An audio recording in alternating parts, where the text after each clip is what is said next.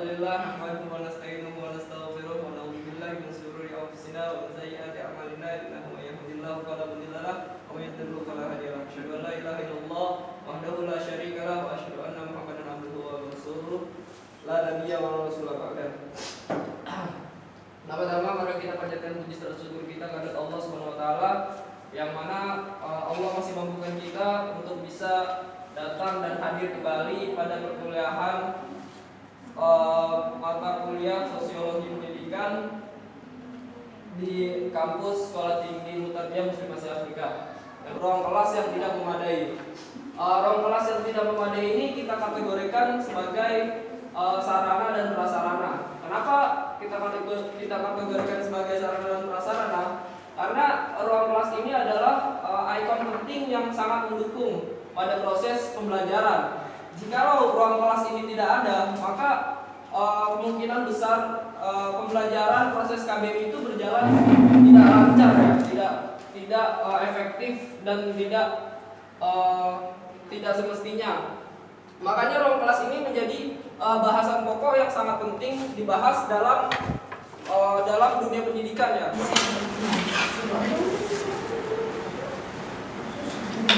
Yang pertama yaitu pengertian. Kita mengetahui sendiri di negara Indonesia masih banyak sekali sekolah-sekolah yang masih saat ini akan fasilitas yang dapat menunjang proses kegiatan belajar mengajar. Mulai dari atap sekolah yang bocor, kemudian ruang kelas yang tidak dapat menampung semua siswanya, dan bangku dan meja belajar yang rusak dan tidak mencukupi. Nah, dalam dunia pendidikan, fasilitas pendidikan menjadi hal yang sangat penting yang wajib ada agar semuanya berjalan secara efektif. Fasilitas pendidikan artinya segala sesuatu yang dapat memberikan kemudahan dalam menyelenggarakan kegiatan yang berhubungan dengan pendidikan. Sarana pendidikan adalah segala macam alat yang digunakan secara langsung dalam proses pendidikan. Sementara prasarana pendidikan adalah segala macam alat yang tidak digunakan secara langsung, namun saling berkaitan. Dalam istilah pendidikan disebut juga sebagai teaching aids, alat bantu pendidikan. Kemudian perbedaan sarana dan prasarana pendidikan itu sendiri adalah pada fungsinya masing-masing, yaitu sarana pendidikan untuk menyampaikan, memudahkan penyampaian atau mempelajari materi pembelajaran.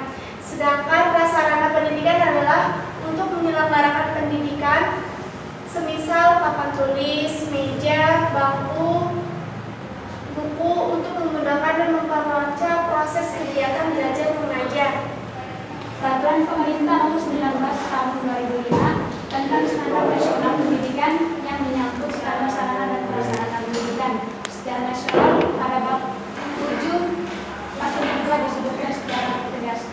Yang pertama, setiap satuan pendidikan wajib memiliki sarana yang meliputi perabot peralatan pendidikan, media pendidikan, buku dan sumber belajar lainnya, jangan dipakai serta perangkat lain yang diperlukan untuk menunjang proses pembelajaran yang teratur dan berkelanjutan. Yang kedua, setiap satuan pendidikan wajib memiliki prasarana yang meliputi lahan, ruang kelas, ruang pimpinan satuan pendidikan, ruang pendidik, ruang tata usaha, ruang perpustakaan, ruang laboratorium, ruang bengkel kerja, ruang unit produksi, ruang kantin, instalasi dan jasa, tempat berolahraga, tempat ibadah, tempat bermain, tempat berrekreasi, dan ruang tempat lain yang diperlukan untuk menunjang proses pembelajaran yang teratur dan berkelanjutan. Pemerintah juga telah mengatur di dalam Peraturan Pemerintah yang nomor 19 tahun 2005 tentang Standar Nasional Pendidikan yang menyangkut standar sarana dan prasarana pendidikan secara nasional pada bab 7 pasal 42, ya. Di situ di dalam sudah disebutkan apa saja yang wajib dimiliki oleh setiap lembaga pendidikan di dalamnya. Memang yang disebutkan dalam kurangnya fasilitas atau sarana dalam ruang kelas yang tidak memadai, dikatakan bahwa lembaga pendidikan kurang memfasilitasi proses pengembangan bakat dan minat yang ada dalam setiap murid yang ada di dalam lembaga tersebut, maksudnya lembaga pendidikan tersebut. Akibat terbatasnya fasilitas yang ada di sekolah tersebut, mungkin siswa dapat mengalihkannya kepada hal-hal yang bersifat negatif seperti kriminal yang sangat meresahkan masyarakat. Selain itu, ruang kelas juga harus dapat membuat siswa nyaman belajar, agar pelajaran yang diberikan oleh para guru bisa dapat diserap maksimal oleh para murid dan dimengerti. Dampak lain yang ditimbulkan apabila kurangnya fasilitas adalah terhadap mutu output pendidikan. Sebab di era globalisasi seperti sekarang, ini diperlukan transformasi pendidikan teknologi yang membutuhkan sarana dan prasarana yang sangat kompleks agar dapat bersaing pasar global. Minimnya sarana ini hanya membuatkan para siswa belajar secara teoritis, tidak secara praktis, dan hanya membuat angan-angan dari realitas yang berikutnya itu adalah solusi. Dalam peningkatan proses mutu fasilitas, terutama dalam bidang dunia pendidikan, tentunya yang wajib diikut adil beserta dasar adalah lembaga pemerintahan maupun pendidikan yang seharusnya bertugas untuk mensurvei mana saja sekolah yang wajib diberikan subsidi agar dapat berkembang dan melaksanakan proses belajar mengajar dengan efektif. Selain itu, seharusnya pemerintah pusat selalu berkoordinasi dengan pemerintah daerah agar terciptanya dukungan komunikasi yang selalu berhubungan antara pusat dan daerah. Dengan ini, maka peningkatan fasilitas dalam dunia pendidikan akan lebih mudah tercapai. Kesimpulannya, dalam usaha pemerataan pendidikan sangat dibutuhkan pengawasan yang serius oleh pemerintah, baik pusat maupun daerah. Pengawasan tidak hanya dalam bidang anggaran pendidikan, tetapi juga dalam fasilitas pendidikan. Fasilitas pendidikan sangat bermanfaat dan merupakan penting menunjang kelancaran proses pendidikan. Karena meskipun kegiatan belajar mengajar sudah membaik, namun kalau tidak didukung dengan alat-alat dan fasilitas yang memadai, maka hasil yang dicapai tidak akan sempurna sesuai dengan yang diharapkan. Fasilitasnya baik, fasilitasnya bagus, lengkap, siswa juga nyaman sekolah itu, dan orang tua pun untuk menyekolahkan anaknya di situ juga tenang gitu ya. Oh, fasilitas mendukung, tenaga pendidikan juga pasti mendukung. Dengan sekolah yang benefit pasti mensortir gurunya tuh nggak sembarangan di dalam situ ya, agar terciptanya generasi yang unggul.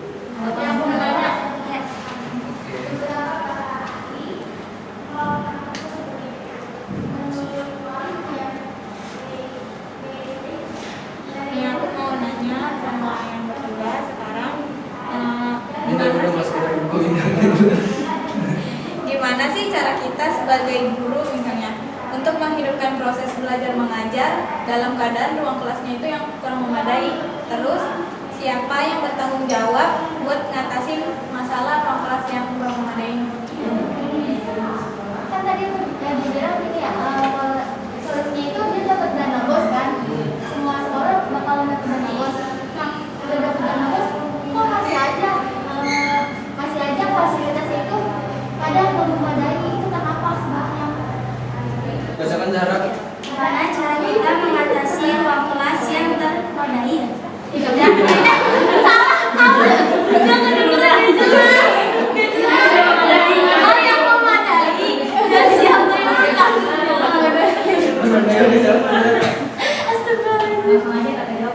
Langsung mungkin ada yang mendapat menanggapi dari pihak makalah materi karena bismillah, saya akan menjawab pertanyaan dari saudari Linda. Tadi beliau menanyakan dua kategori di sini. Pertama, bagaimana cara guru menghidupkan ruang kelas dalam proses belajar sehingga siswa itu mereka para siswa dalam proses belajar ya biar efektif, sehingga seperti efektif gitu. Ya. Kemudian siapa yang bertanggung jawab dalam sarana dan prasarana sekolah? Seperti itu. Baik, saya jelaskan. Menurut yang kami pahami dari pertanyaan saudari Linda, di sini kita memahami dulu ya. Kan judul dari kami itu yaitu ruang kelas yang tidak memadai. Nah, kita lihat dulu apa itu ruang kelas. Ruang kelas itu yaitu merupakan suatu tempat proses belajar mengajar yang dilakukan oleh interaksi antara siswa dan guru, yaitu ruang kelas ya. Kemudian untuk melaksanakan kegiatan proses belajar mengajar. Nah, bagaimana cara guru untuk meningkatkan di sini saya pahami minat belajar siswa ya dalam proses kurangnya memadai ruang kelas itu, yaitu minat belajar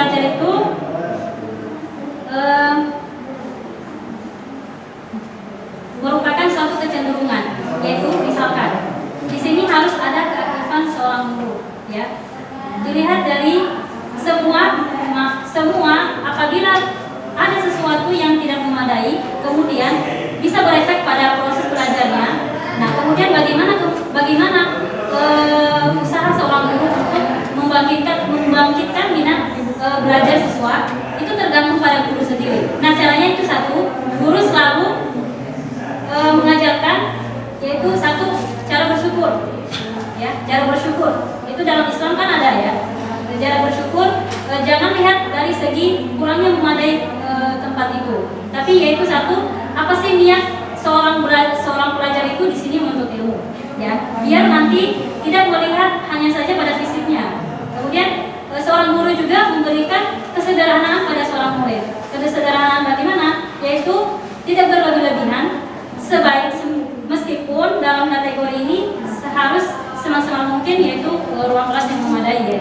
Tapi bagaimanapun semoga dengan kurangnya memadai ruang kelas tidak memberikan efek atau dampak turunnya minat belajar pada siswa. Itu satu, belajar mensyukuri, kemudian dua, belajar sederhana, kemudian ketiga, proses belajar yang disampaikan oleh guru itu yaitu memberikan kenyamanan pada siswa meskipun dilihat dari fisik atau ruang kelas itu yang masih kurang gitu. Karena itu tergantung pada penuntut ilmu sendiri, yaitu orang-orang atau siswa yang belajar di kelas itu. Ya, terima kasih. Oh ya, sedikit lagi saya tambahkan, tadi ada cara-caranya, yaitu satu, yaitu membuat siswa itu nyaman, tidak tegang dalam proses belajar. Kemudian kedua, yaitu ketertarikan siswa, yaitu memberikan applause atau grade bagi orang-orang atau siswa yang memang prestasi aktif dalam kelas. Kemudian ketiga, perhatian, itu penting sekali dari seorang guru. Kemudian keterlibatan siswa, maksudnya di sini menghidupkan kelas, ya, seperti itu teman-teman. Mungkin masih kurang, ditambahkan sama teman-teman yang lain. Jadi bisa berangkat dari pengalaman, bisa berangkat dari teori, ya. Begitu juga yang bertanya. Kan, jadi kalau pengalaman saya sendiri itu pertama-tama saya berikan biasanya cerita, ya, terus abis itu saya nanti tuh murid-murid pasti antusias. Buat Pak, saya juga begini Pak, saya juga begini. Oh iya, nanti kita ngasih solusi dulu. Nah, kita udah ngasih solusi, baru tuh kita cukupkan sini, kita mulai pelajaran ini. Pasti tuh mereka antusias ngeluarin buku, ngeluarin tulis. Nanti tanpa disuruh sendiri, misalkan ada materi baca, Pak saya dong mau baca, saya mau baca. Kalau pengalaman saya sendiri itu pengalaman saya sendiri begitu, ya, untuk menangani anak-anak yang mungkin masih SD, ya. Itu itu ibaratnya cara saya dulu mengajar di lembaga pendidikan waktu di SD. Mungkin ini pengalaman saya juga waktu pas SMA, karena fasilitas yang kurang memadai, jadi bisa diantisipasi dengan kita belajar di luar kelas. Bisa kayak waktu pengalaman pribadi itu di lapangan, kadang di bawah pohon yang rindang gitu kan. Kadang kita diajak ke sawah, belajar di situ gitu. Jadi kan kita ada suasana yang baru gitu. Nggak cuma di kelas-kelas aja yang emang fasilitasnya kurang memadai gitu, karena kita cuma ada kelas 1 gitu kan, baru-baru juga ada bisa. Jadi kita lebih sering keluar belajarnya. Ya, kalau misalnya kita ke pedalaman, Nah itu satu kan, sekolah pedalaman, ya, yang lagi dibahas tuh.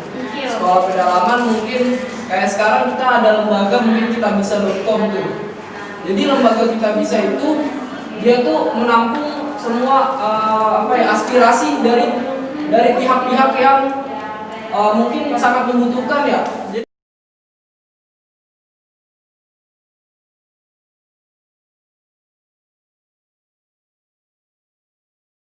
Mana absennya tadi?